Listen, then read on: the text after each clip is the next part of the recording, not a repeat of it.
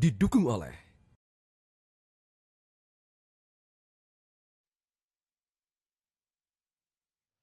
pemirsa. Kepunahan bahasa daerah bukan hanya menjadi isu lokal ataupun nasional, bahkan sudah menjadi isu global.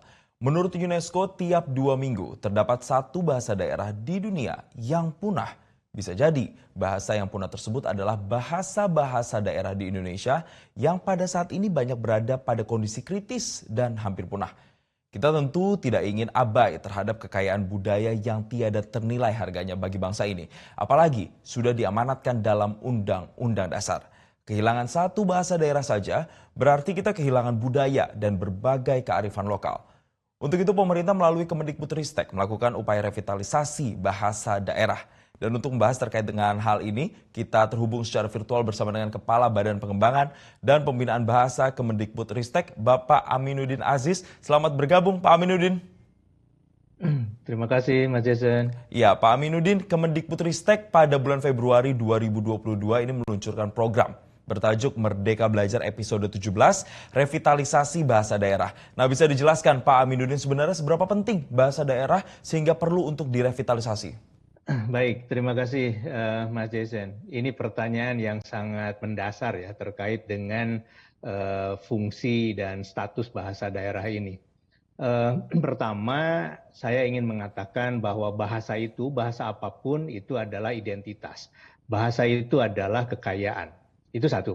Ya. Terkait khusus dengan bahasa daerah ini sekurang-kurangnya memiliki berbagai fungsi. Saya mengidentifikasinya paling tidak ada pertama fungsi emosi, ya fungsi emotif. Nah artinya bahasa ini membuat kita ini memiliki perasaan yang sangat sensitif gitu ya. Kita dibesarkan dengan bahasa daerah itu gitu. Dan kita menyatakan perasaan ya, perasaan sayang, perasaan cinta, perasaan marah. Ini dalam bahasa daerah itu berbeda rasanya dengan bahasa-bahasa yang lain. Yang kedua, bahasa daerah ini juga memiliki fungsi kultural. Fungsi kultural artinya kita hidup dengan bahasa daerah itu, banyak budaya yang melekat kepada kita, kita mengenali nilai-nilai budaya, warisan-warisan budaya, ekspresi budaya melalui bahasa daerah. Yang ketiga, bahasa daerah juga memiliki fungsi edukatif. Artinya bahasa daerah ini yang akan membantu kita dalam proses pendidikan dan penggunaan dengan bahasa daerah itu pendidikan berbagai riset menunjukkan jauh lebih berhasil dibandingkan dengan bahasa kedua atau bahasa asing begitu ya pada tingkat awal. Karena apa?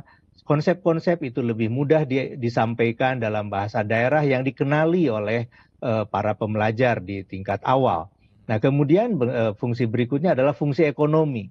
Bahasa daerah memiliki fungsi ekonomi, artinya dengan bahasa itu orang bisa menjadikannya sebagai sumber kehidupan. Ya, banyak orang yang hidup dari menggunakan bahasa daerah itu. Katakanlah ya, para penyanyi, para dalang, para pelawak atau yang menulis di dalam karya-karya bahasa daerah, puisi, cerpen, novel dan sebagainya itu. Kemudian yang berikutnya adalah fungsi politik ya. Bahasa daerah juga kalau ingat kita misalnya peringatan Hari Bahasa Ibu Internasional 21 Februari itu kan diawali dengan peristiwa yang sangat heroik karena adanya larangan dari pemerintah Pakistan kepada masyarakat di Pakistan bagian timur yang melarang penggunaan bahasa daerah, bahasa Bangli itu ya, bahasa Bengali.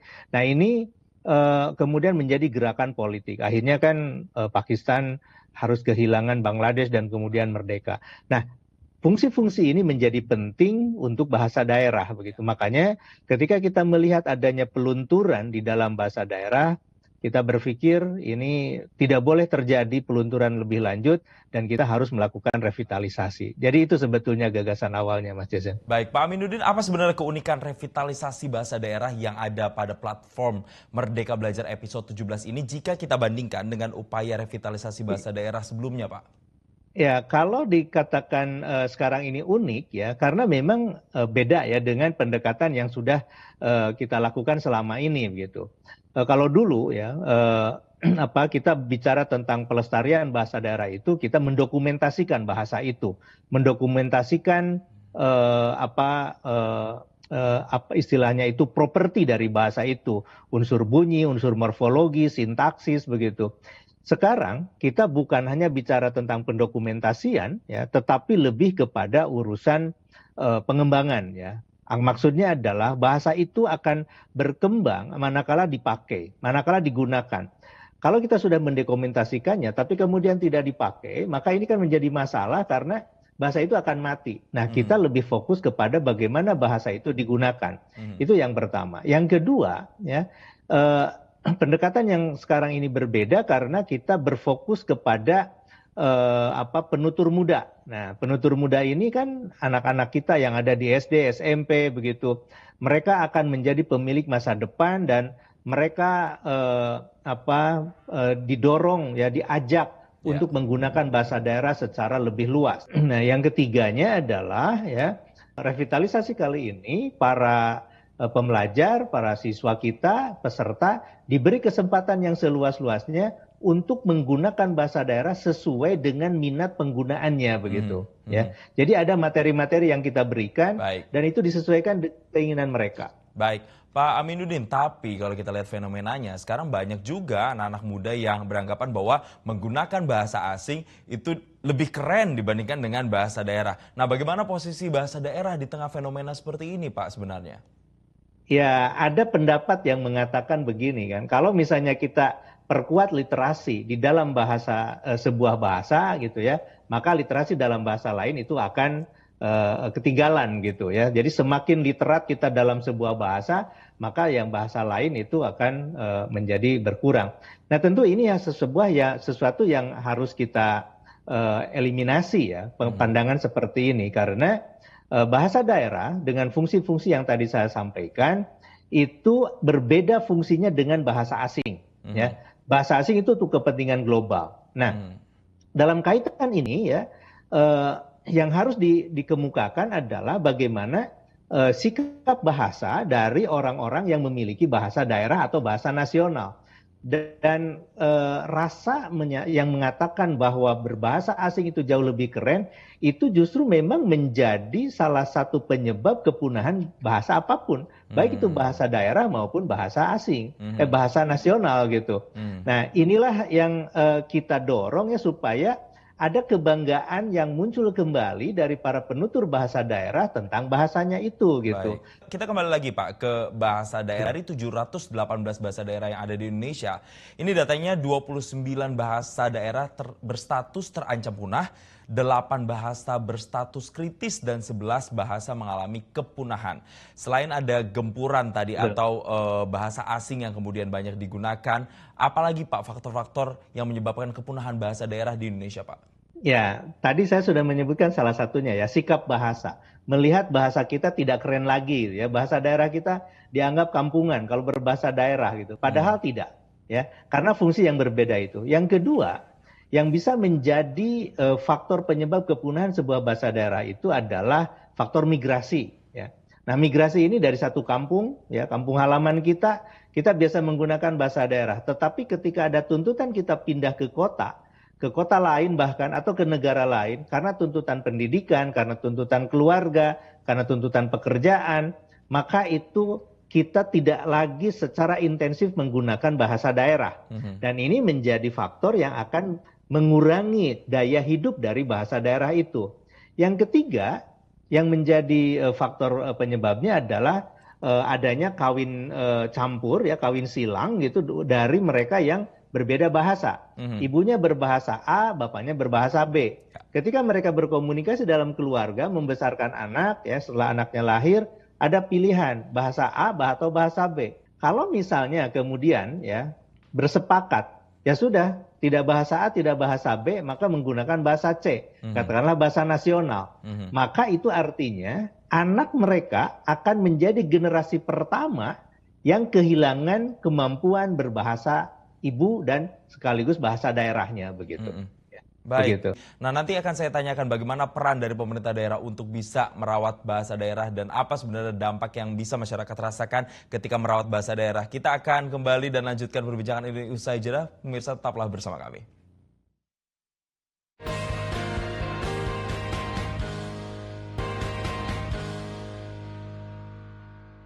Didukung oleh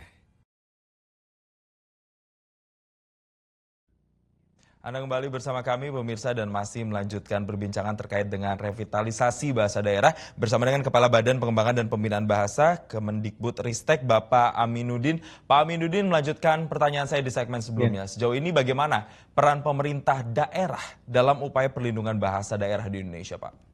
Menurut undang-undang yang ada ya, peraturan yang ada itu sebetulnya tanggung jawab untuk melestarikan bahasa daerah itu ada pada pemerintah daerah sesuai dengan cakupan penggunaan bahasa daerah itu. Apabila bahasa daerah itu digunakan di tingkat kabupaten kota, ya, maka itu tugasnya adalah pemerintah kabupaten kota. Tapi apabila bahasa daerah itu digunakan lintas kabupaten kota, maka tanggung jawabnya ada pada provinsi begitu. Nah, ketika saya mencoba berkeliling ya, menyampaikan adanya program revitalisasi bahasa daerah kepada kepala-kepala pemerintahan di daerah begitu. Nah, mereka sesungguhnya tidak banyak mengetahui ya, tidak banyak mengetahui tentang program apa yang harus dikerjakan di dalam revitalisasi bahasa daerah gitu. Nah, ketika kami sampaikan bahwa ini ada gagasan seperti ini, mereka kemudian baru tersadarkan, oh ternyata ada tugas kami di dalam memelihara bahasa daerah ini begitu. Nah, dengan cara seperti itu kami menyadarkan itu ternyata ya partisipasi dari pemerintah daerah itu luar biasa. Mereka menggerakkan aparatnya begitu ya untuk berpartisipasi, menggerakkan siswa di sekolah, kemudian para pemuka adat gitu ya, masyarakat secara bersama-sama gitu. Bisa dibayangkan ya Mas Jason, ini sekarang ini ada 157 kabupaten kota yang ikutan bersama kami gitu di 13 provinsi. Nah, ketika kami lihat ada berapa sih sesungguhnya yang ikut mengambil bagian dalam program revitalisasi ini ya. Data kami terakhir itu menunjukkan ada sekitar 3,1 juta orang ya. Nah, ini angka yang luar biasa gitu ya. Kita bisa bayangkan betapa kerjasama antara pemerintah pusat dalam hal ini Badan Bahasa ya dengan pemerintah daerah melalui Dinas Pendidikan dan Kebudayaan gitu, mereka secara bersama-sama dengan kami merevitalisasi bahasa yang ada di masing-masing. Baik, tentunya kita harapkan ini tetap lestari begitu. Ya, Pak Aminuddin, tapi setelah hampir 1 tahun pelaksanaan Merdeka Belajar episode 17 ini, sebenarnya dampak apa saja yang sudah dirasakan oleh masyarakat dalam upaya perlindungan bahasa daerahnya tersebut, Pak? Ya, masyarakat ya ini adalah mitra yang kami ajak di dalam proses revitalisasi bahasa daerah ini gitu ya. Revitalisasi bahasa daerah yang kami kerjakan ini dimulai dengan pelatihan guru utama ya oleh para maestro lah kami menyebutnya gitu ya, para aktivis pelindungan bahasa daerah gitu ya, para novelis, para penyair begitu. Nah, mereka mengadakan pelatihan terlebih dahulu kepada guru-guru utama gitu yang merupakan perwakilan dari masing-masing kabupaten kota ya. Pelaksanaan revitalisasi kali ini ya kita mulai dari pelatihan para guru. Kemudian guru melakukan diseminasi kepada pihak sesamanya di sekolah, kemudian di tingkat kabupaten kota begitu. Kemudian juga kepada masyarakat. Nah, di ujung ya setelah pembelajaran terjadi beberapa bulan itu dilakukan festival ya, Festival Tunas Bahasa Ibu kami menyebutnya begitu. Nah, ini ternyata ya partisipasi masyarakat ini luar biasa ya. Kami misalnya menyelenggarakan festival itu tadinya hanya untuk para pemenang dari tingkat kabupaten kota. Ternyata karena mereka melihat ini sebuah program yang perlu mendapat dukungan gitu. Sehingga para kepala sekolah, para pengawas, guru-guru begitu itu datang hadir ke tempat acara sehingga kami kadang-kadang menjadi kewalahan gitu ya. Nah, itu tentu saja menjadi salah satu salah satu bukti bahwa mereka itu kalau diajak melakukan sesuatu yang baik dan itu mengena dalam hatinya gitu, mereka akan rela gitu ya. Kita tidak membiayai sama sekali gitu ya kedatangan mereka ke sebuah festival gitu. Karena itu ada atas kesadaran sendiri, mereka membiayainya gitu, datang berbondong-bondong. Kemarin saja misalnya di Maluku ya, di Maluku itu sampai dihadiri 5.000 orang itu di lapangan. Kemudian di Pangandaran itu dihadiri tidak kurang dari 6.000 orang. Di Sulawesi, kemudian juga di Jawa Tengah. Baik, ini kita harapkan supaya bahasa daerah tetap hidup, tetap lestari, dan terus menjadi bagian dalam kebudayaan bangsa.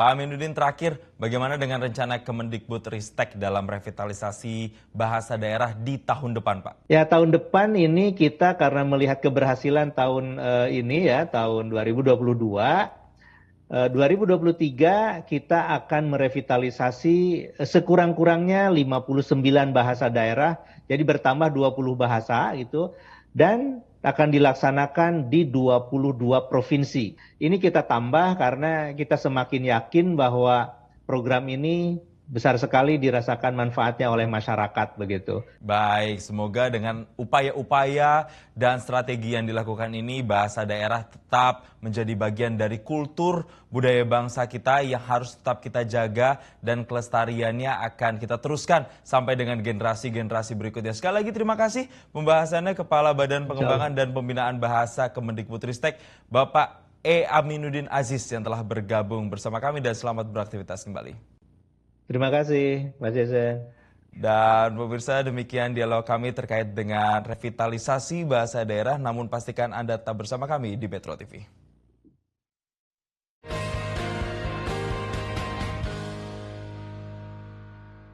Didukung oleh